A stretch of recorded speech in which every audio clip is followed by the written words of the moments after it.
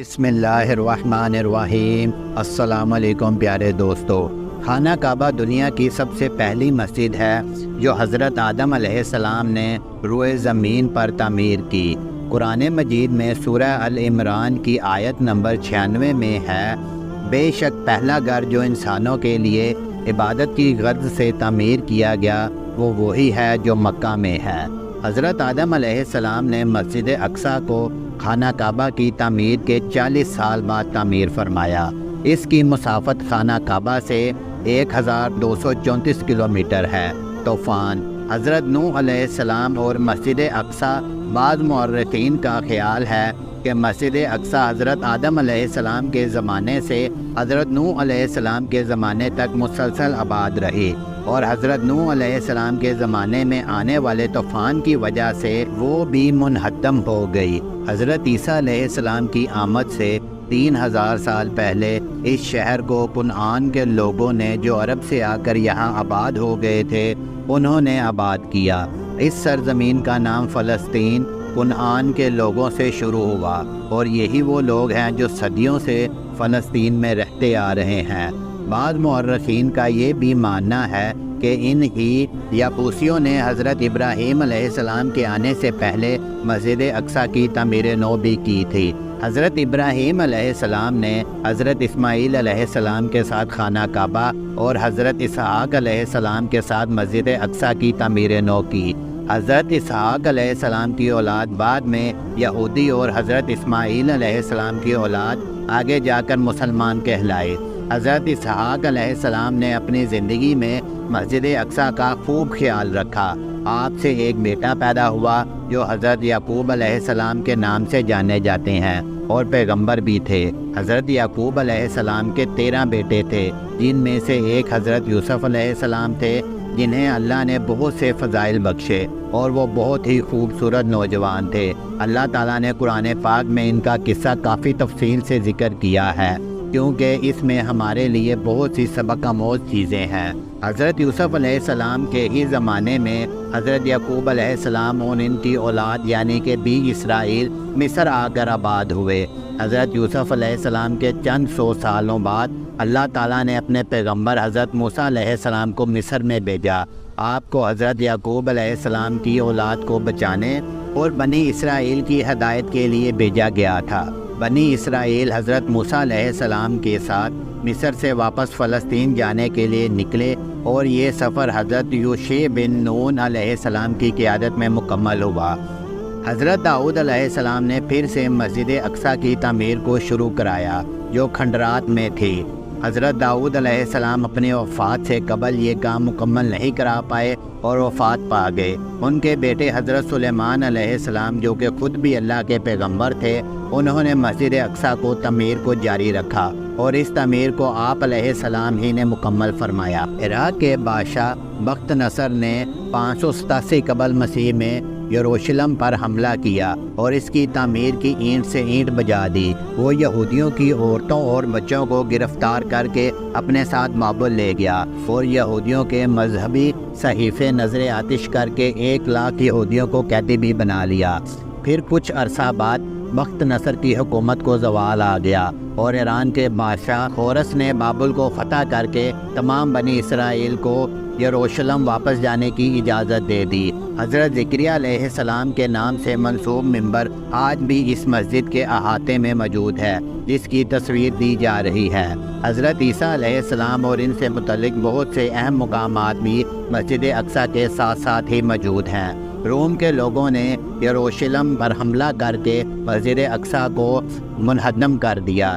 جب حضرت عیسیٰ علیہ السلام کو آسمان پر اٹھایا گیا تو اس کے 70 سال گزر جانے کے بعد مسجد اقصیٰ پر روم کے لوگوں نے حملہ کر کے بہت تباہی اور بربادی پھیلائی۔ مسجد اقصیٰ کی صرف 4 دیواری کھڑی رہ گئی، اس کے علاوہ مکمل مسجد منہدم ہو گئی، اور یہ بنی اسرائیل پر بہت سخت وقت تھا۔ مسجد اقصیٰ آخری نبی کے آنے تک اسی طرح رہی۔ واقعہ معراج سورہ بنی اسرائیل وہ ذات پاک ہے جو ایک رات اپنے بندے کو مسجد الحرام یعنی خانہ کعبہ سے مسجد اقصیٰ یعنی بیت المقدس تک، جس کے ارد گرد ہم نے برکتیں رکھی ہیں، لے گیا تاکہ ہم اسے اپنی قدرت کی نشانیاں دکھائیں۔ بے شک وہ سننے والا اور دیکھنے والا ہے۔ آپ صلی اللہ علیہ وآلہ وسلم اور تمام مسلمان جب تک مکہ میں تھے مسجد اقصیٰ کی طرف ہی منہ کر کے نماز پڑھتے تھے۔ یہ مدت کل 12 سالوں پر مشتمل ہے، اور جب مسلمان مکہ سے ہجرت کر کے مدینہ آئے تب بھی 17 ماہ تک مسلمان مسجد اقصیٰ ہی کی طرف منہ کر کے نماز پڑھتے رہے۔ اس کے بعد اللہ تعالیٰ نے مسلمانوں کو حکم دیا کہ اب اپنا منہ مسجد اقصیٰ کو چھوڑ کر خانہ کعبہ کی طرف جو کہ مکہ میں واقع ہے کر کے نماز پڑھیں۔ سورۃ البقرہ۔ احمق لوگ کہیں گے کہ مسلمان جس قبلے پر پہلے سے چلے آتے تھے اب اسے کیوں منہ پھیر بیٹھے؟ تم کہہ دو کہ مشرق اور مغرب سب خدا ہی کا ہے، وہ جس کو چاہتا ہے سیدھے رستے پر چلاتا ہے۔ اسی طرح ہم نے تم کو امت معتدل بنایا ہے تاکہ تم لوگوں پر گواہ بنو اور پیغمبر آخر الزمان تم پر گواہ بنے۔ اور جس قبلے پر تم پہلے تھے اس کو ہم نے اس لیے مقرر کیا تھا کہ معلوم کریں کون ہمارے پیغمبر کا تابع رہتا ہے اور کون الٹے پاؤں پھر جاتا ہے۔ اور یہ بات یعنی طویل قبلہ لوگوں کو گراں معلوم ہوئی، مگر جن کو خدا نے ہدایت بخشی وہ اسے گراں نہیں سمجھتے، اور خدا ایسا نہیں کہ تمہارے ہاتھ کو یوں ہی کھو دے۔ خدا تو لوگوں پر بڑا مہربان اور صاحب رحمت ہے۔ اے محمد صلی اللہ علیہ وآلہ وسلم، ہم تمہارا آسمان کی طرف منہ پھیر پھیر کر دیکھنا دیکھ رہے ہیں، سو ہم تم کو اسی قبلے کی طرف جس کو تم پسند کرتے ہو منہ کرنے کا حکم دیں گے، تو اپنا منہ مسجد الحرام یعنی خانہ کعبہ کی طرف پھیر لو، اور تم لوگ جہاں ہوا کرو نماز پڑھنے کے وقت اسی مسجد کی طرف منہ کر لیا کرو۔ اور جن لوگوں کو کتاب دی گئی ہے وہ خوب جانتے ہیں کہ نیا قبلہ ان کے پروردگار کی طرف سے حق ہے، اور جو کام یہ لوگ کرتے ہیں خدا ان سے بے خبر نہیں۔ اور اگر تم ان اہل کتاب کے پاس تمام نشانیاں بھی لے کر آؤ تو بھی یہ تمہارے قبلے کی پیروی نہ کرے، اور تم بھی ان کے قبلے کی پیروی کرنے والے نہیں ہو، اور ان میں سے بھی بعض کے قبلے کے پیرو نہیں۔ اور اگر تم باوجود اس کے کہ تمہارے پاس دانش یعنی وہی خدا آ چکی ہے ان کی خواہشوں کے پیچھے چلو گے تو ظالموں میں داخل ہو جاؤ گے۔ حضرت محمد صلی اللہ علیہ وآلہ وسلم کی وفات کے 6 سال بعد مسلمانوں کا لشکر مختلف ممالک فتح کرتا ہوا یروشلم تک پہنچ گیا۔ اس وقت وہاں عیسائیوں کی حکومت تھی، وہ قلعہ بند ہو گئے اور صلح کے لیے یہ شرط رکھی کہ مسلمانوں کے خلیفہ خود آئے تو وہ انہیں شہر کی چابی حوالے کریں گے۔ چنانچہ خلیفہ دوم حضرت عمر فاروق رضی اللہ تعالیٰ عنہ کو اس کی اطلاع دی گئی تو آپ خود یروشلم چلے گئے، اور اس وقت وہاں پر قابض عیسائیوں سے معاہدہ کر کے یروشلم کو اسلامی حکومت کے ماتحت لے آئے۔ عہد نامہ صلح۔ یہیں اہل قدس کے نمائندے خلیفۃ المسلمین کی خدمت میں حاضر ہوئے اور صلح کی درخواست کی۔ حضرت عمر رضی اللہ تعالیٰ عنہ نے یہ درخواست منظور کی اور حسب ذیل عہد نامہ اپنے دستخطوں سے لکھ کر ان کو عطا فرمایا۔ اللہ کے بندہ عمر امیر المومنین کی طرف سے اہل اہلیہ بیت المقدس کو یہ امان نامہ دیا جاتا ہے۔ اہل اہلیہ کی جان، مال، گرجوں، صلیبوں سب کو امان دی جاتی ہے۔ بیماروں، تندرستوں اور سب مذہب کے لوگوں کو یہ امان شامل ہے۔ وعدہ کیا جاتا ہے کہ نہ ان کے عبادت خانوں پر قبضہ کیا جائے گا، نہ انہیں گرایا جائے گا، ان کے دینی معاملات میں کوئی مداخلت نہ کی جائے گی، اور یوں بھی کسی کو تکلیف نہ دی جائے گی۔ البتہ ان کے پاس یہودی نہ رہنے پائیں گے۔ اہل اہلیہ کا فرض ہے کہ وہ جزیہ ادا کرتے رہیں اور متحارب رومیوں کو اپنے شہر سے خارج کر دیں۔ جو رومی شہر سے نکلے گا اس کی جان و مال سے کوئی تعرض نہ کیا جائے حتیٰ کہ وہ اپنے وطن سلامتی کے ساتھ پہنچ جائے۔ اگر اہل اہلیہ میں سے کوئی رومیوں کے ساتھ جانا چاہے تو وہ بھی جا سکتا ہے، لیکن اگر رومی بھی امن پسندانہ طور پر رہنا چاہیں تو انہیں بھی ان ہی شرائط کے ساتھ رہنے کی اجازت ہے۔ اس امان نامہ کی اللہ اور اس کا رسول اور آپ کے خلفاء اور جملہ مومنین ذمہ داری لیتے ہیں۔ بیت المقدس میں داخلہ۔ اس عہد نامے کی تکمیل کے بعد اہل قدس نے شہر کے دروازے کھول دیے اور حضرت عمر فاروق رضی اللہ تعالیٰ عنہ نے بیت المقدس کا قصد کیا۔ بیت المقدس کے سفر کے لیے حضرت عمر رضی اللہ تعالیٰ عنہ کی خدمت میں ایک ترکی گھوڑا پیش کیا گیا۔ آپ سوار ہوئے تو گھوڑا لیل کرنے لگا۔ حضرت عمر رضی اللہ تعالیٰ عنہ اتر پڑے اور فرمانے لگے، کم وقت تو نے یہ غرور کی چال کہاں سے سیکھی اور اپنے گھوڑے کو منگا کر اسی پر روانہ ہوئے۔ اس واقعہ کے بعد کبھی آپ ترکی گھوڑے پر سوار نہ ہوئے۔ حضرت عمر رضی اللہ تعالیٰ عنہ رات کے وقت بیت المقدس میں داخل ہوئے۔ سب سے پہلے مسجد اقصی میں حاضری دی اور محراب داؤد میں 2 رکعت تحیت المسجد ادا کی۔ بنو امیہ کے ایک خلیفہ جن کا نام عبد المالک بن مروان تھا، انہوں نے اسی مسجد جو حضرت عمر فاروق رضی اللہ تعالیٰ عنہ نے بنوائی تھی، اس کے اوپر ایک بڑی مسجد تعمیر کروائی۔ اسی طرح حضرت عمر فاروق رضی اللہ تعالیٰ عنہ کی بنائی ہوئی مسجد مکمل اس مسجد کے اندر ہی آ گئی جو عبد المالک بن مروان نے تعمیر کروائی تھی۔ ابھی بھی یہی تعمیر قائم ہے۔ بعد میں مختلف اسلامی بادشاہوں نے اس کی مرمت کا کام جاری رکھا۔ اس کے علاوہ انہوں نے ایک اور نہایت وسیع اور عالی شان عمارت تعمیر کروائی جس کا نام قبۃ الصخرہ ہے، جو ابھی بھی انہی بنیادوں پر قائم ہے۔ قبۃ الصخرہ کا گنبد سنہری رنگ کا ہے اور اس کی 4 دیواری نیلے اور خوبصورت پتھروں سے منقش ہے۔ سن 1099 عیسوی میں عیسائیوں کی مشترکہ فوج جنہیں صلیبی افواج کہا جاتا ہے، انہوں نے یروشلم پر حملہ کیا اور 5 ہفتوں کی مسلسل جنگ کے بعد یروشلم پر قبضہ کر لیا۔ اس دوران انہوں نے یروشلم میں کافی خون خرابہ کیا اور 70,000 مسلمان مرد، عورتیں اور بچوں کو قتل کیا۔ جب یروشلم پر صلیبی افواج قابض تھی، مسلمان ہمیشہ متفرق رہتے تھے کہ کس طرح سے یروشلم اور صلیبیوں کے جابرانہ تسلسل سے آزاد کرایا جائے اور پھر اس سے اپنی تحویل میں واپس لایا جائے۔ اسی فکر کے ساتھ مسلمان بادشاہ نور الدین رحمۃ اللہ علیہ نے اقصی کے لیے ایک بہترین منبر بھی بنوایا تھا تاکہ یروشلم کی آزادی کے موقع پر اسے اقصی میں نصب کیا جائے۔ تاہم نور الدین بادشاہ اپنے اس مبارک ارادے کی تکمیل سے پہلے اپنی 9 عمری میں ہی وفات پا گئے اور یروشلم کو صلیبیوں سے آزاد نہ کرا سکے۔ اس کے بعد صلاح الدین ایوبی مسلمانوں کے بادشاہ ہوئے جو بہت ہی بہادر بادشاہ تھے۔ انہوں نے پھر سے مسلمانوں کو جمع کیا اور صلیبی افواج کے خلاف جنگ کی قیادت سنبھالی۔